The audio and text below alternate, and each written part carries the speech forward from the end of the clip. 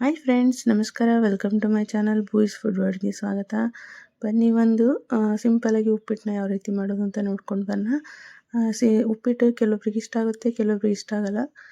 ಇಷ್ಟನೋ ಕಷ್ಟನೋ ಗೊತ್ತಿಲ್ಲ, ಆದರೂ ನಮಗೆ 2 ದಿವಸಕ್ಕೆ ಒಂದು ಸತಿ ಉಪ್ಪಿಟ್ಟು ಮಾಡ್ತಾಯಿದ್ರೆ ನಾವು ಉಪ್ಪಿಟ್ಟನ್ನ ನಾವೇ ಮಿಸ್ ಮಾಡ್ಕೊಂಡ್ಬಿಡ್ತೀವಿ. ಆ ಥರ ಈ ರೆಸಿಪಿನ ಯಾವ ರೀತಿ ಮಾಡೋದು ಅಂತ ನೋಡ್ಕೊಂಡು ಬರೋಣ. ಫಸ್ಟಿಗೆ 1 ಲೋಟ ನಾನು ಬನ್ಸಿ ರವೆ ತೊಗೊಂಡಿದ್ದೀನಿ. ಬನ್ಸಿ ರವೆನ ಚೆನ್ನಾಗಿ ಹುರ್ಕೋಬೇಕು. ಹಾಗೆ ಫ್ರೆಂಡ್ಸ್, ನೆಕ್ಸ್ಟ್ ಇದಕ್ಕೆ ಏನೇನು ಪದಾರ್ಥಗಳು ಬೇಕು ಅಂತ ಹೇಳ್ತೀನಿ, ಯಾವ ರೀತಿ ಮಾಡೋದು ಅಂತ ತೋರಿಸ್ತೀನಿ.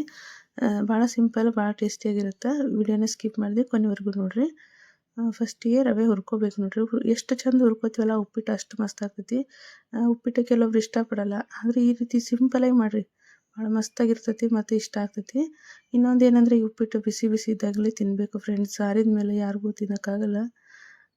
ನೋಡಿರಿ, ಮಸ್ತ್ ಎಣ್ಣೆ ಹಾಕ್ಕೊಂಡು ಸ್ವಲ್ಪ 2 ಸ್ಪೂನ್ ಎಣ್ಣೆ ಹಾಕ್ಕೊಂಡಿನಿ ನಾನು. 1 ಲೋಟ ರವೆಗೆ 2 ಸ್ಪೂನ್ ಎಣ್ಣೆ ಹಾಕ್ಕೊಂಡು ಹುರ್ಕೋತಾ ಇದ್ದೀನಿ. ಎಷ್ಟು ಚಂದ ಹುರಿಬೇಕು ನೋಡಿರಿ, ಅದು ಅಂದರೆ ಫುಲ್ ಅರಳಬೇಕು ರವೆ. ಗೊತ್ತಾಗುತ್ತಲ್ಲ ನಿಮಗೆ, ಈ ಥರ ಹುರಿದಿರೋದ್ಮೇಲೆ ಯಾವ ಥರ ಕಾಣಿಸುತ್ತೆ ಅಂತ. ನೆಕ್ಸ್ಟ್ ಇಲ್ಲಿ ನಾನು ಸಾಸಿವೆ, ಜೀರಿಗೆ, ಎಣ್ಣೆ, ಕರಿಬೇವು, ಕೊತ್ತಂಬರಿ, ಹಸಿಮೆಣಸಿನ್ಕಾಯಿ, ಒಂದು ಸ್ವಲ್ಪ ಹುರಿದ ಶೇಂಗಾದ ಕಾಳು, ಉಪ್ಪು ಮತ್ತು ಕರಿಬೇವು ಇಷ್ಟು ಒಗ್ಗರಣೆಗೆ ಇಟ್ಕೊಂಡೇನಿ ರೀ. ಹಾಗೆ ಈ ಕಡೆ ಜೋಡಿಸಿಟ್ಕೊಂಡಿದ್ದೀನಿ. ಆ ಕಡೆ ರವೆನ ಹುರ್ಕೋತಾ ಇದ್ದೀನಿ. ಅಂದರೆ ಈಸಿ ಆಗಿಬಿಡುತ್ತೆ, ಪಟಾಪಟ ಅಂತ ಒಂದು 5 ನಿಮಿಷದಲ್ಲಿ ಮಾಡಿಬಿಡ್ಬೋದು. ಮತ್ತು ರವೆ ಹಾಗೆ ಸ್ವಲ್ಪ ಜಾಸ್ತಿ ಟೈಮ್ ತೊಗೊಂಡು ಹುರ್ಕೋಬೇಕು ರೀ. ಅರ್ಜೆಂಟಲ್ಲಿ ರವೆನ ಹುರ್ಕೊಂಡಿವಿ ಅಂದ್ರೆ ಅಷ್ಟೊಂದು ಉಪ್ಪಿಟ್ಟು ಸರಿಯಾಗಿ ಬರೋಂಗಿಲ್ಲ, ಟೇಸ್ಟ್ ಅನ್ಸೋಂಗಿಲ್ಲ. ಅದಕ್ಕೆ ಕೆಲವೊಬ್ರು ಉಪ್ಪಿಟ್ಟನ್ನ ಇಷ್ಟಪಡಲ್ಲ. ಈ ಥರ ಚೆಂದಾಗಿ ಈ ಥರ ರವೆನ ಫುಲ್ ಅರಳಂಗೆ ಹುರ್ಕೊಂಡು ಮಾಡಿದ್ರೆ ಮಸ್ತ್ ಆಗ್ತೈತೆ ರೀ. ನೆಕ್ಸ್ಟ್ ಒಗ್ಗರಣೆ ಕೊಡತ್ತೀನಿ. ವಿಡಿಯೋ ಇಷ್ಟ ಆದರೆ ಲೈಕ್, ಶೇರ್ ಮಾಡಿರಿ, ಸಬ್ಸ್ಕ್ರೈಬ್ ಮಾಡ್ಕೊರಿ ಫ್ರೆಂಡ್ಸ್. ಹೊಸ್ದಾಗಿ ಯಾರಾದರೂ ಇದ್ರೆ ಎಣ್ಣೆ ಕಾದ್ಮೇಲೆ ಸಾಸಿವೆ ಹಾಕ್ಕೊಳತ್ತೀನಿ ನೋಡಿರಿ. ಮತ್ತು ಇದನ್ನು ಕಡಲೆಬೇಳೆ, ಉದ್ದಿನಬೇಳೆ ಯಾವುದೂ ಹಾಕಿಲ್ಲ. ಈ ಥರನೂ ಒಂಥರ ಸಿಂಪಲಾಗಿ ಟ್ರೈ ಮಾಡಿ ನೋಡಿರಿ ನೀವು, ಮಸ್ತ್ ಆಗ್ತೈತಿ. ಸಾಸಿವೆ ಎಲ್ಲ ಸಿಡಿಯೋಕ್ಕೆ ಸ್ಟಾರ್ಟ್ ಆದಾಗ ಜೀರಿಗೆ ಹಾಕ್ಕೋಬೇಕು ರೀ. ಈ ಥರ ಸಿಂಪಲ್, ಭಾಳ ಸಿಂಪಲ್ಲು, ಬಟ್ ಟೇಸ್ಟ್ ಸೂಪರಾಗಿರುತ್ತೆ. ಕೆಲವೊಬ್ರು ಉಪ್ಪಿಟ್ಟು ಇಷ್ಟಪಡಲ್ಲ, ಆದರೂ ಈ ಥರ ಮಾಡಿರಿ, ಮಸ್ತ್ ಆಗ್ತೈತಿ. ಮತ್ತು ನಾವು ಕೂಡ ಅಷ್ಟೊಂದು ಇಷ್ಟಪಡಲ್ಲ, ಆದರೂ 2 ದಿವಸಕ್ಕೆ ಒಂದು ಸತಿ ಇದು ಮಾಡದಿದ್ರು ಮಿಸ್ ಮಾಡ್ಕೋತೀವಿ ನಾವು. ನೆಕ್ಸ್ಟ್ ಉಳ್ಳಾಗಡ್ಡಿ ಮತ್ತು ಕರಿಬೇವು, ಕೊತ್ತಂಬರಿ, ಶೇಂಗಾ ಕಾಳು ಹಾಕೋದ್ರಿಂದ ಟೇಸ್ಟ್ ಮಸ್ತ್ ಬರ್ತೈತೆ ರೀ. ಹುರಿದಿರೋ ಶೇಂಗಾದ ಕಾಳನ್ನ ಹಾಕ್ತಾಯಿದ್ದೀನಿ. ಹಾಕ್ಕೊಂಡು ಫ್ರೈ ಮಾಡೋದು. ಭಾಳ 5 ನಿಮಿಷದಾಗ ಆಗ್ತೈತೆ ನೋಡಿರಿ ಉಪ್ಪಿಟ್ಟು.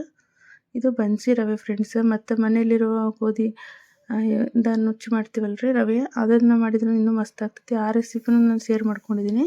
ಜವೆ ಗೋಧಿ ರವೆ ಅಂತಾರಲ್ಲ, ಅದು ಜಾಸ್ತಿ ಪ್ರೋಟೀನ್ ಇರ್ತೈತಿ. ಅದು ಬೇಕಿದ್ರೆ ವಿಡಿಯೋ ಇದೆ, ಚೆಕ್ ಮಾಡಿರಿ. ನೆಕ್ಸ್ಟ್ ಸ್ವಲ್ಪ ಅರಿಶಿನ ಹಾಕ್ಕೊಳತ್ತೀನಿ.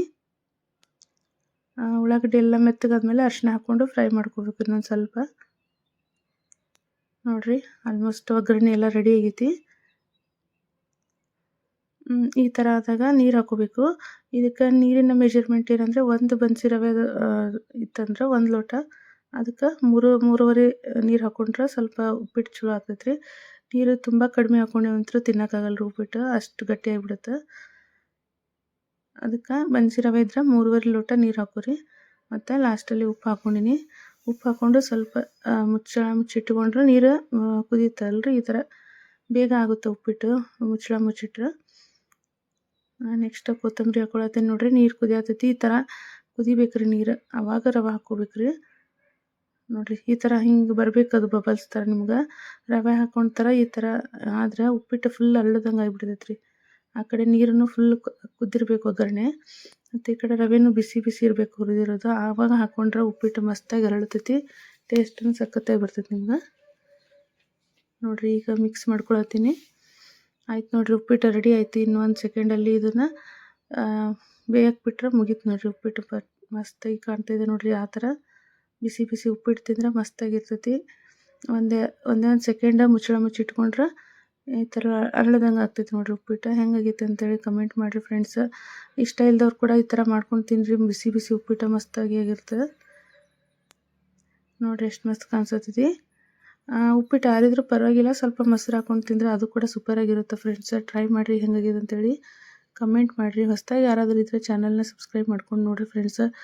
ಹಾಗೆ ಸಪೋರ್ಟ್ ಮಾಡಿರಿ. ಮತ್ತು ಹೊಸ ರೆಸಿಪಿ ಯಾವುದಾದ್ರೂ ಬೇಕಿದ್ರೆ ಹೇಳಿರಿ, ಅಪ್ಲೋಡ್ ಮಾಡ್ತೀನಿ. Thank you for watching. ಧನ್ಯವಾದಗಳು ಫ್ರೆಂಡ್ಸ್.